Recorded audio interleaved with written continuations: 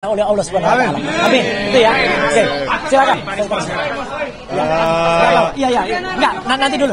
Ya. Kami sangat kecewa dengan ketidakdatangan dari Pak Jokowi ya, yang membawa ijazah katanya asli, katanya lulusan UGM, dan ketidakhadiran pihak UGM juga yang seharusnya bisa menjelaskan atau memiliki kesempatan yang sangat luas untuk meyakinkan publik, tetapi itu semua tidak dimanfaatkan, sayang sekali ya.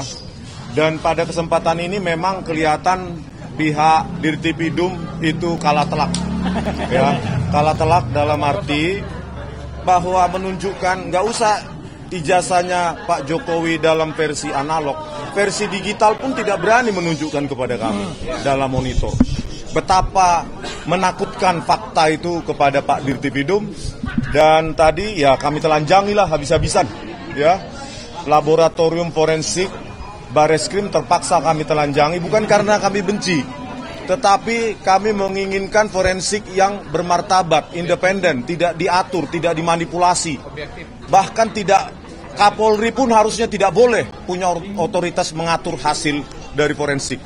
Oleh karena itu sebenarnya kalau didengarkan oleh Pak Presiden Prabowo, sebaiknya Pak, lembaga forensik itu harus dikeluarkan dari kepolisian supaya menjadi lembaga independen yang dipercaya oleh publik. Kalau bisa tiga lembaga Pak, khusus forensik.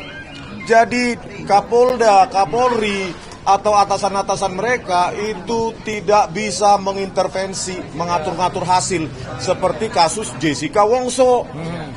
Ya, Dirtipidumnya Krisnamurti, Kapoldanya Tito Karnavian, Kepala Laboratorium Komputer Forensik Muhammad Nur Azhar, mereka berkomplot dengan para jaksa memanipulasi barang bukti digital, mengabur-ngaburkan menggunakan software gratisan yang bernama iWriteShop.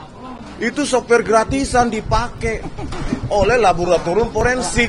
Tadi saya jelaskan juga ya, Mas, pengantar saya. Kenapa saya jelaskan ini? Karena saya cinta kepolisian. Supaya forensik ini benar-benar untuk kita semua, untuk rakyat. Dan nggak berani dipotong tadi oleh polisi. Iya. Dan seperti ini, Tito Karnavian ingin jadi Kapolri, dimanipulasi oleh Muhammad Nur Azhar lewat software gratisan iWriteShop untuk mengabur-ngaburkan dan menganimasi. Itulah contoh nyata. Ya, belum lagi KM50, belum lagi Verdi Sambo. Ya, dibilang video DVR itu tersambar petir, padahal mereka yang merekayasa, merusak. Jadi ini makanya kita telanjangi benar-benar Dirtipidum ini dan timnya, bukan karena kami benci, tapi karena kami cinta kepolisian. Ya, kami sangat cinta kepolisian karena apa? Karena kita yang bayar mereka. Pajak kita kan? Kami jelaskan tadi bagaimana menganalisa lintasan stempel, kok nggak ada. Ya, kok nggak ada itu kanal rednya, padahal harusnya stempel pas foto dulu baru stempel. Tetapi kita analisa nggak ada sebaran kanal rednya. Ya, babak belur satu. Yang kedua, babak belur juga. Ada deep fake forgery, babak belur juga. Ya, masalah skripsi juga babak belur.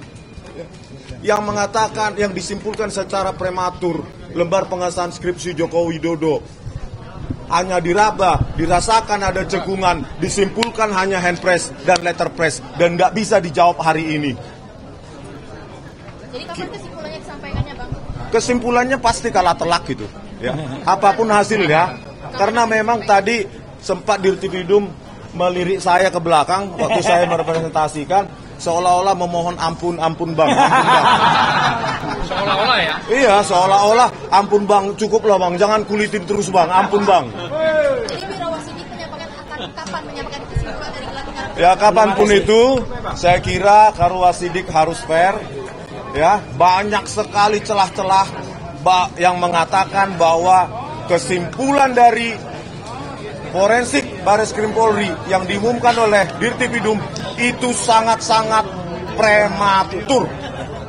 Kalau berani periksa Pak Iman Raharjo, bagaimana kiosnya itu yang menjadi calo dokumen palsu di Pasar Pramuka Pojok, kaitannya atau korelasinya dengan lompatan kuantum karirnya menjadi komisaris dan wakil menteri desa, kalau tidak ada hubungan jasanya dengan Joko Widodo. Panggil semua dong, periksa semua, karena ini sudah pasti palsu. Kalau nggak palsu, pasti dibawa tadi. Ditampilkan digital aja nggak berani. Bang, tadi ini berarti udah selesai ya gelar perkara? Sudah selesai. Selesai. Yakinlah itu palsu, karena bayangkan, hanya menampilkan versi digital aja nggak berani. Versi digital, takut. Kami analisa dalam cuma pakai mata aja takut. Satu lagi, sebelum Pak Rizal Fadila, ada satu hal yang sangat konyol tadi disampaikan oleh kuasa hukum mereka. Jadi menurut mereka, ijazah itu bisa dianggap asli kalau UGM sudah menyatakan asli. KPU sudah mengatakan asli. Padahal UGM itu hanya melegalisasi, jadi bukan menyatakan asli. Dan mereka mengatakan, mereka menggunakan analogi yang sangat konyol. Jadi kalau misalnya pemeriksaan jenazah, ya jenazah sudah cukup pakai visum, otopsi selesai. Kan nggak perlu ijazah jenazahnya dihadirkan. Nah itu konyol. Jenazahnya perlu dihadirkan. Contoh kasus Joshua, ya kan? Otopsi bisa salah, visum bisa salah. Maka ini jangankan jenazah, ijazahnya harusnya dihadirkan dan akan terbukti kalau ijazah dihadirkan itu terbukti akan palsu. Pak Rizal, monggo. Silakan Pak Bang Rizal. Mikrofonnya Bang Rizal.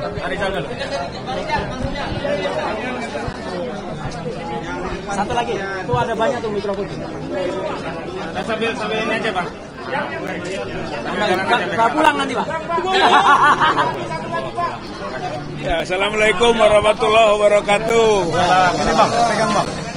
Titipan.